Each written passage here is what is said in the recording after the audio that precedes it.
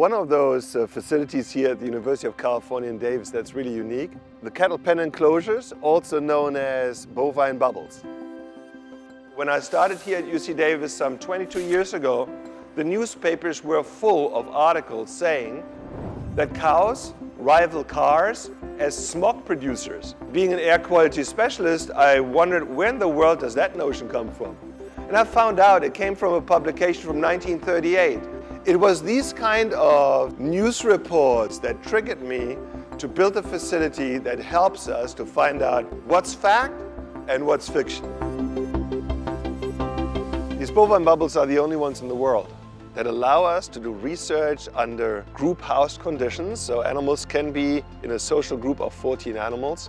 We have 8 of those bovine bubbles. They're all connected to one mobile air quality lab. So we use the same gas monitors or analyzers to measure each one of those 8 bovine bubbles. It's a near commercial facility, but it's totally covered. And so we have one airflow from one side to the other, and then we can calculate what the contribution of those animals and their waste is, maybe also the feed that they consume.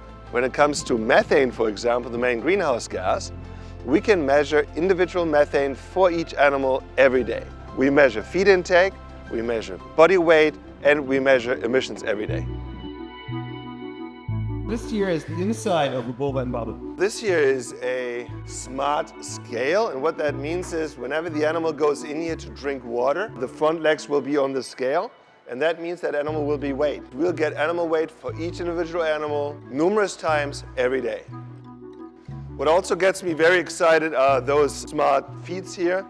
And the smart feeds allow us to get individual feed intake for each animal. When the animal goes in here, sticks its head in here and eats, then we know not just how much the animal ate, but when the animal ate. And so that gives us very valuable information. Here's a dirt floored corral, so there's no concrete on the ground, it's just dirt. It's in here after a while, of course, manure builds up here. And when manure and urine mix, then you have gases formed such as ammonia, and we measure that. This is a swamp cooler here. Water runs down the filters. It's pulled in because there are 2 fans blowing air out.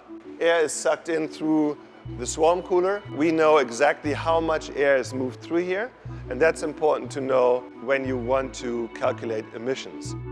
So these facilities here are so unique that the Food and Drug Administration, the FDA, approved their use in studies called veterinary good clinical practice studies. These are the studies needed when you test drugs that eventually are making their way through the animal, potentially into the food supply.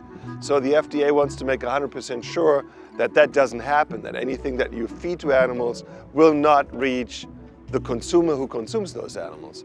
And so here we have done studies that led to the approval of feed additives for livestock to reduce environmental emissions. Wherever emissions are significant, what can we do to reduce them? That is the cornerstone of what we do here.